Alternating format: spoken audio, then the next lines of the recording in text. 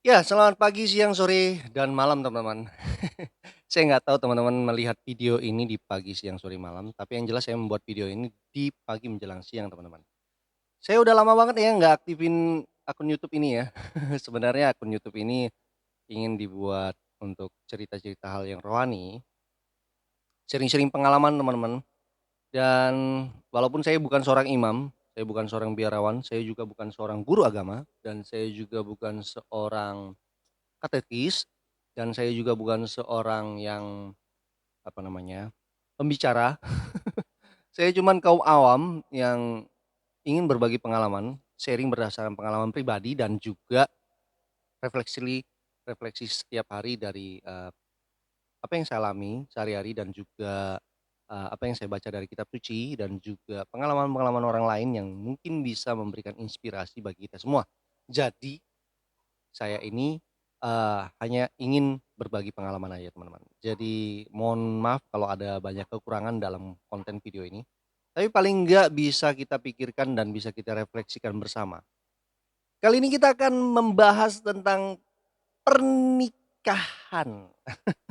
Ya khususnya ini, untuk, agama Katolik ya, teman-teman, pernikahan Katolik, atau bisa lebih umum secara Kristiani ya. Oke, sebenarnya saya juga nggak layak juga sih ya buat konten ini. Karena saya sendiri belum menikah, teman-teman. Tapi paling enggak kita bisa melihat, sudut pandang seorang jombloers. Ya saya belum pernah menikah dan saya juga sampai saat ini belum menikah. Jadi sudut pandang seorang jombloers melihat pernikahan itu seperti apa sih sebenarnya? Karena beberapa hari yang lalu sepupu saya datang dan mengundang kami untuk berkenalan dengan calon suaminya yang baru. Tapi sepupu saya ini sudah menikah sebelumnya, teman-teman. Dia cerai mati, ditinggal suaminya, dia seorang perempuan dan akan menikah dengan seorang duda yang juga cerai mati, ditinggal mati oleh istrinya. Lalu saya diminta pendapat, "Dek, bagaimana, menurutmu?" Gitu ya. Jadi satu persatu itu kita disuruh minta, tanggapan, pesan kesan dan juga ya nggak tanggapan lah, pendapat gitu ya. Lalu saya hanya bilang bahwa pada saat itu di pertemuan keluarga saya hanya bilang bahwa, eee, apa yang Kakak alami ini tidak lagi suatu pernikahan yang, eee, jasmani ya, artinya suatu pernikahan yang aku cinta kamu, kamu cinta aku. Cie, sesuatu yang romantis, teman-teman, nggak lagi gitu. Karena di usianya mungkin yang sudah 50-an tahun, dia akan menikah lagi, saya melihat itu hanya sebuah kebutuhan gitu. Ya, kebutuhan untuk saling mempunyai teman hidup, mendampingi dia hidup, hingga juga nanti dia akan, ya namanya manusia berpulang ya ke pangkuan Tuhan. Dan motivasinya apa sih gitu ya? Apakah karena, "Oh aku cinta banget sama kamu Bang." Aduh saya pikir itu udah bukan anak 20-an tahun lagi ya. Dan saya juga melihat bahwa dari secara general pada akhirnya saya merefleksikan diri bahwa motivasi pernikahan itu sebenarnya adalah bagaimana kamu semakin bisa dekat dengan Tuhan sejatinya ya. Bukan lagi, "Oh aku ada perasaan cinta dengan seseorang wanita, aku ada perasaan cinta dengan seorang pria dan aku ingin menikah dengan dia untuk membina hubungan rumah tangga, bakal indah berdua dengan dia." Aku pikir itu hanya bertahan hanya beberapa hari aja, teman-teman. Ketika permasalahan muncul di tengah-tengah keluarga, maka kita tidak akan bisa mengatasinya kalau kita tidak mendasari diri kita dekat dengan Tuhan. Jadi, sebelumnya juga saya melihat di ini kacamata, saya sebagai umat Katolik ya, yang pernah juga mencoba untuk live in dan tinggal di suatu biara dan merefleksikan panggilan sebagai seorang imam.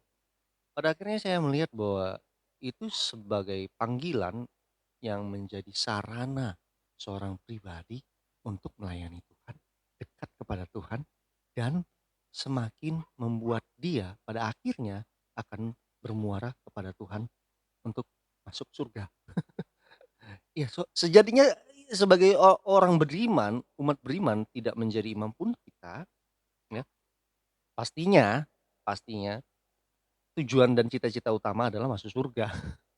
Gitu juga saya ya teman-teman dan teman-teman yang lainnya. Sehingga saya melihat bahwa itu bukan suatu tujuan, tetapi suatu sarana. Menjadi seorang imam, menjadi seorang biarawan, biarawati, itu sarana. Sarana jembatan bagaimana kamu semakin dibentuk untuk semakin mencintai Tuhan dan melayani Tuhan lewat panggilan itu. Gitu juga suatu pernikahan. Pernikahan itu sebagai suatu sarana bagaimana kamu bisa dalam menjalani pernikahan itu semakin dekat dengan Tuhan dan akhirnya bermuara mengabdikan, menyerahkan dirimu untuk Tuhan melalui keluargamu. Itu seorang jomblo, ya saya seorang jomblo. Dan saya hanya berpikir bahwa bagaimana ya hidup itu diisi dengan kebaikan-kebaikan walaupun kecil tetapi dengan cinta yang besar seperti Santa Teresa Lisieux melakukan hal kecil dengan cinta yang besar sehingga membuat engkau bisa mengarahkan atau mendatangkan cinta kasih Tuhan kepada sesama. Dan itu sebagai suatu sarana. Jadi ketiga panggilan hidup menjadi seorang imam, selibat selibat ya, lalu menjadi, untuk menikah atau, eee, jomblo atau bisa menjadi selibab awam mungkin ya. Itu sebagai suatu sarana dan pilihan hidupmu bagaimana engkau semakin dekat dengan Tuhan sejatinya sejatinya. Nah, balik lagi kepada pernikahan. Oke, dasar pernikahan menurut saya harus berdasarkan cinta kasih. Bukan hanya cinta I love you my darling. No, no, no. Tapi lebih baik dikomplitkan dengan kata cinta kasih. Ada cinta dan ada kasih. Nah, kalau ada kasih teman-teman, berarti seogianya ada juga pengampunan di dalamnya. Mustahil kalau kita mengasihi seseorang, kalau dia berbuat salah, kita tidak mengampuni dia, berarti kita gagal mengasihi dia. Berarti kita juga gagal mencintai dia. Jadi suatu refleksi siang ini adalah motivasi seseorang untuk menikah seogianya adalah dia harus memiliki cinta kasih kepada Tuhan dan juga pada sesama. Balik lagi kita mau membuka sedikit ayat ya. Di Matius 22 ayat 37 dikatakan seperti ini. Jawab Yesus kepadanya, "Kasihilah Tuhan Allahmu dengan segenap hatimu dan dengan segenap jiwamu dan dengan segenap akal budimu." Lalu hukum yang kedua, kasihilah sesamamu manusia seperti dirimu sendiri.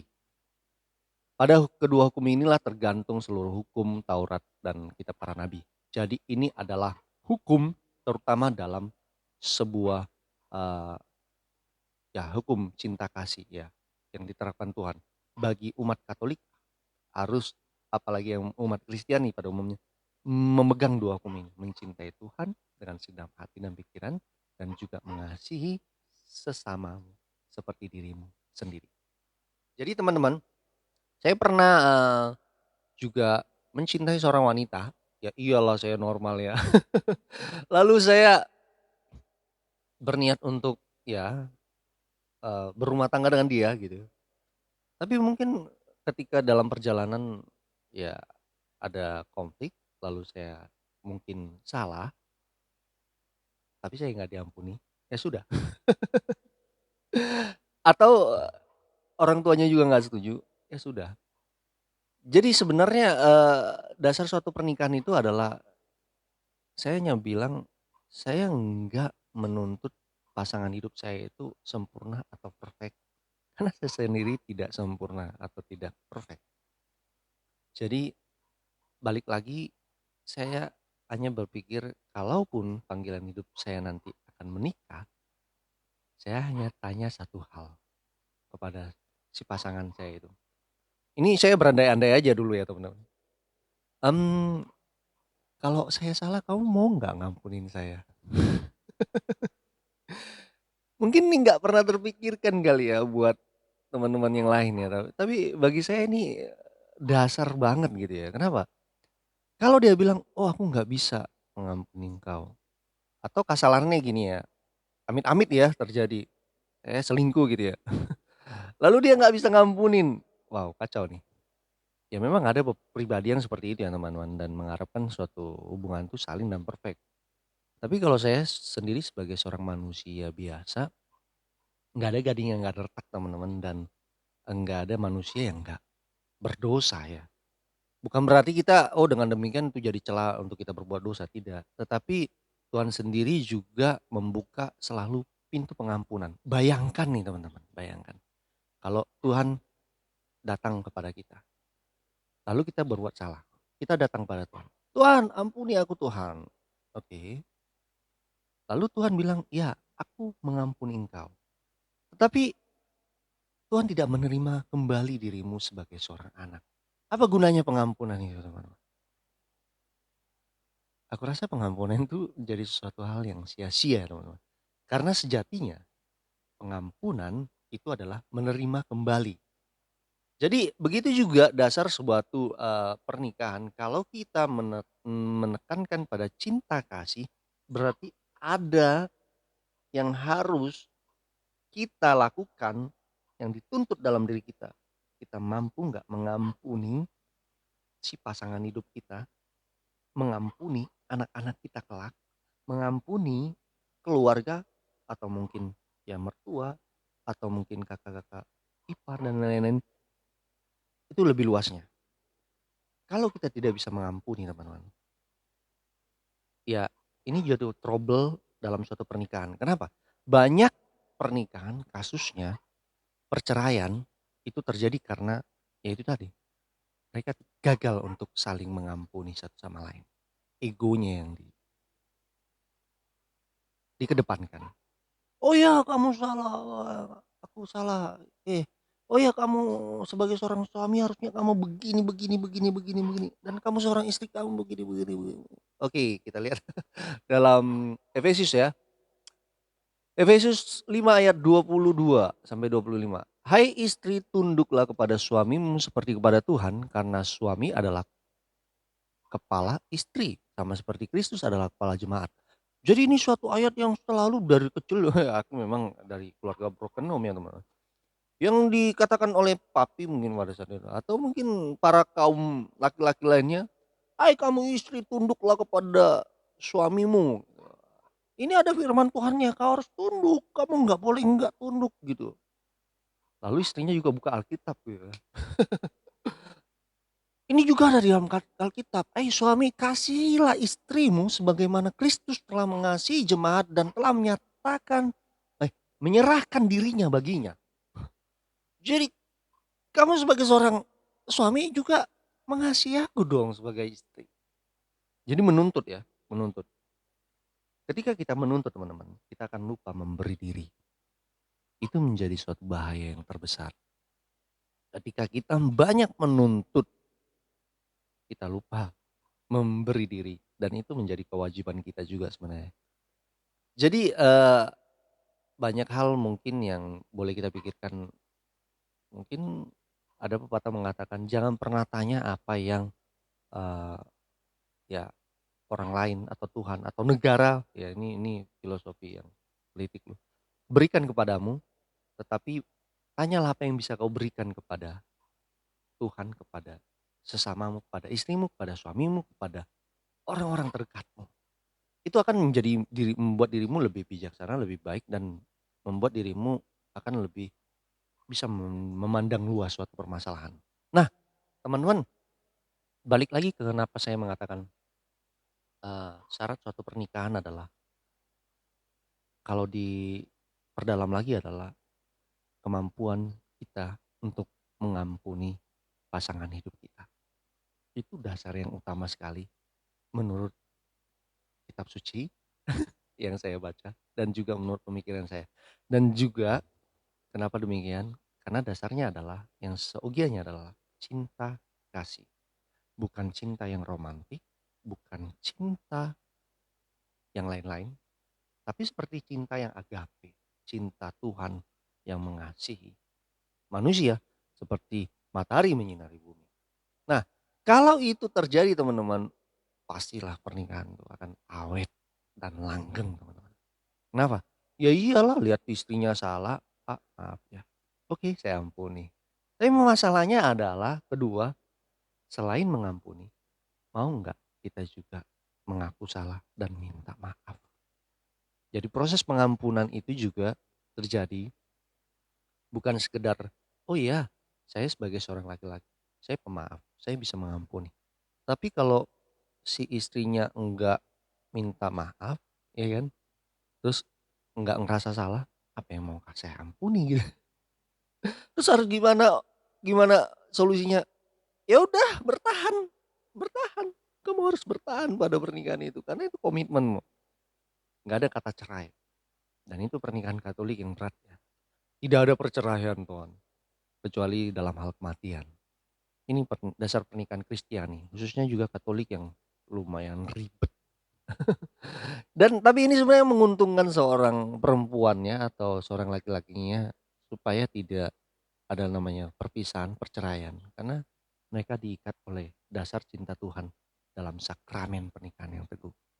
Jadi teman-teman, kita mau lihat lagi, sebenarnya pernikahan itu penting atau enggak ya sih?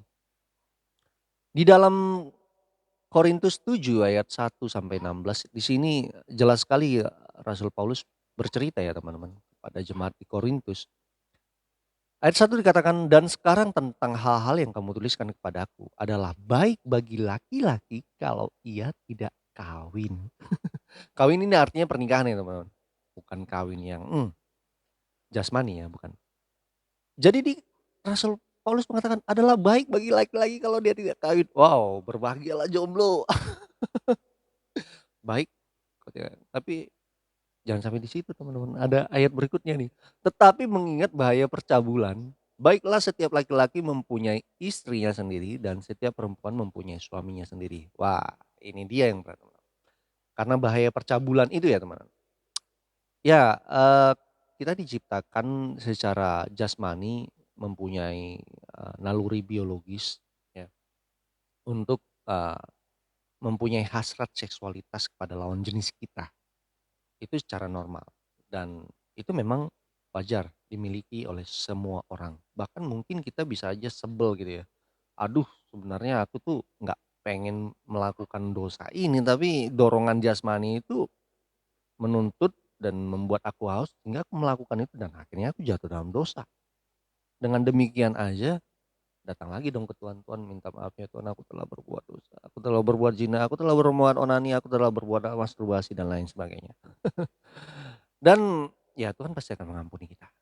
Dia tahu kalau kita ini manusia yang lemah. Hanya saja kita harus menyadari bahwa, itu adalah suatu perbuatan yang tidak baik dan dosa. Dan balik lagi kepada cerita tentang perkawinan, kalau seseorang itu tidak bisa menguasai dirinya, ya lebih baik dia menikah supaya tidak berbuat cabul. Nah, ini pandangan Rasul Paulus. Begitu juga, Paulus mengatakan adalah baik bagi laki-laki kalau dia tidak kawin, tidak menikah.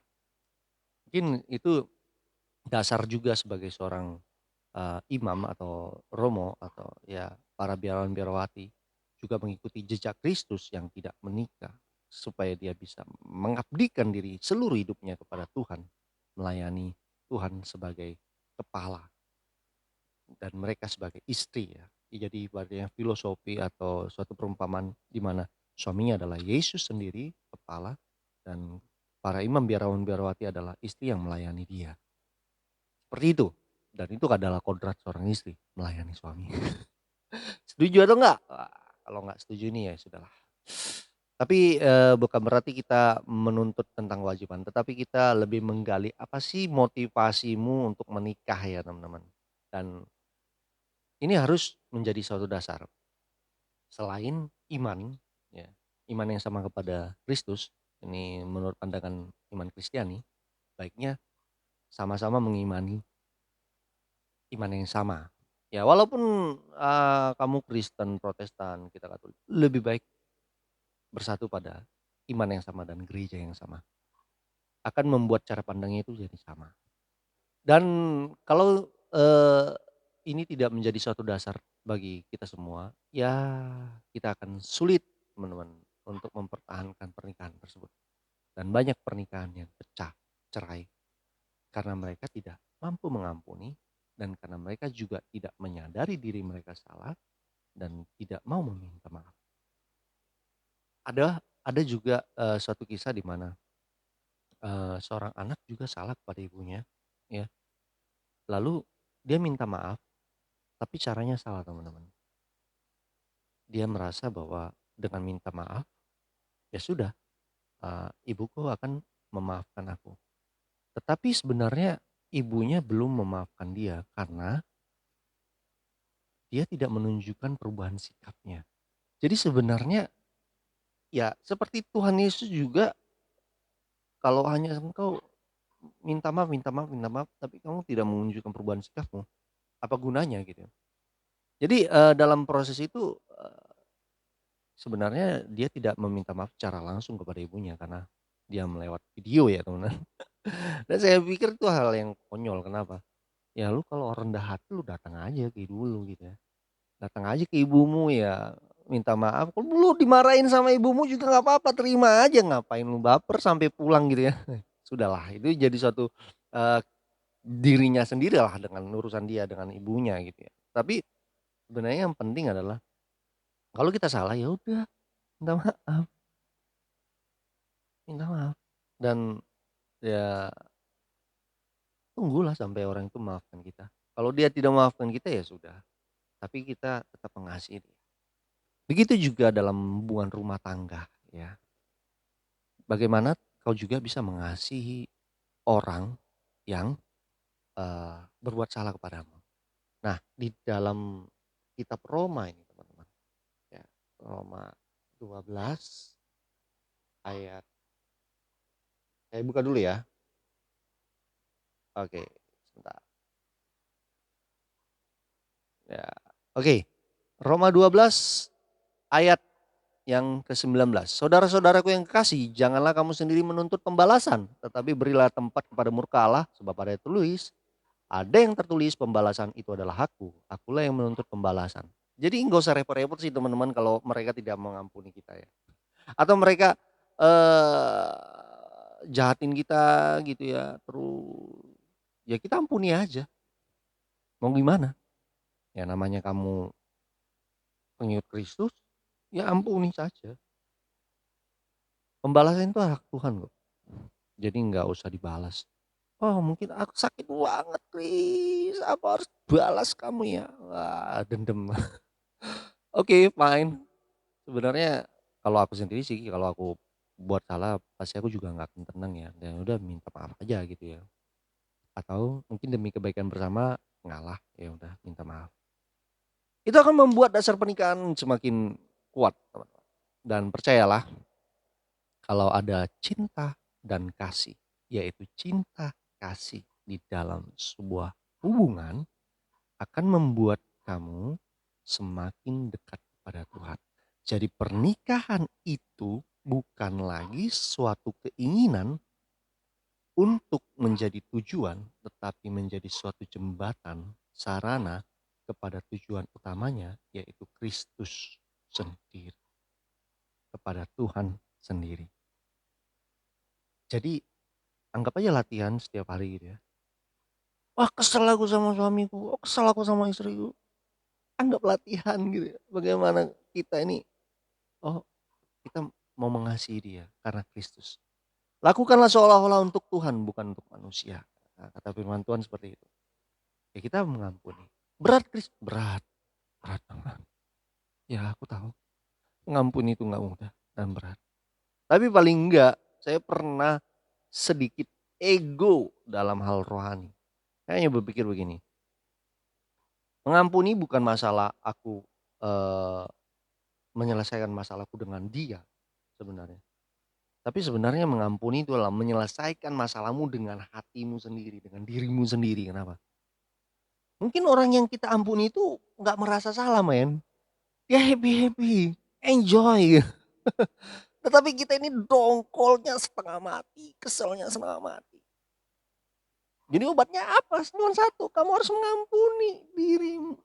Ya mengampuni dia dan mengampuni dirimu sendiri supaya kamu damai di sini, damai. Kenapa? Tanpa pengampunan Kristus mustahil hadir di dalam hati, mustahil.